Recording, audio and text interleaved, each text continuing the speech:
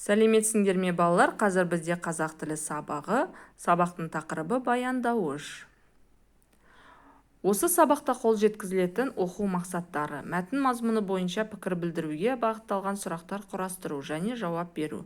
Берілген тақырып сұрақ бойынша түрлі дерек көздерінен алынған ақпараттарда кездесетін жаңа сөздердің мағынасын сөздіктер арқылы ашу, жүйелеу, мағлұматтардың маңызды тұстарын анықтау, сөйлемнің тұрлаулы және тұрлаусыз мүшелерін ажырату.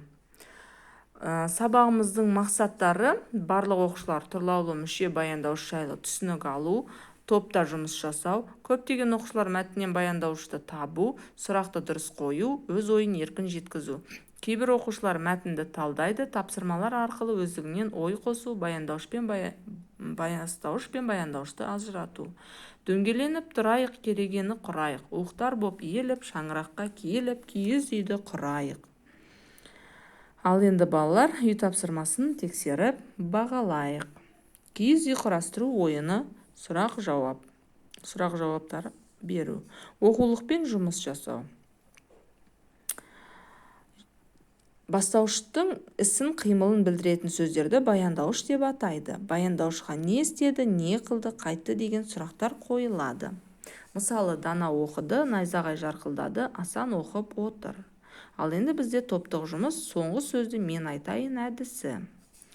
Дәптермен жұмыс. 10-шы жаттығуды орындау. Мұндағы дескриптор сөйлемдерді көркем жазады, баяндауыштарды тауып астын сызады. Сергіту сәті: адасқан баяндауыштар.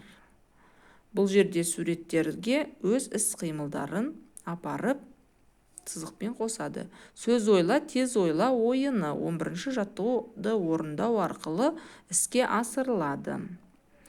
Ал енді бізде кері байланыс орнату бағдаршам әдісі арқылы. Бағалауымыз қолшатыр әдісі арқылы. Үйге тапсырма 12-ші жаттығу. Назар қойып тыңдағандарыңызға рахмет.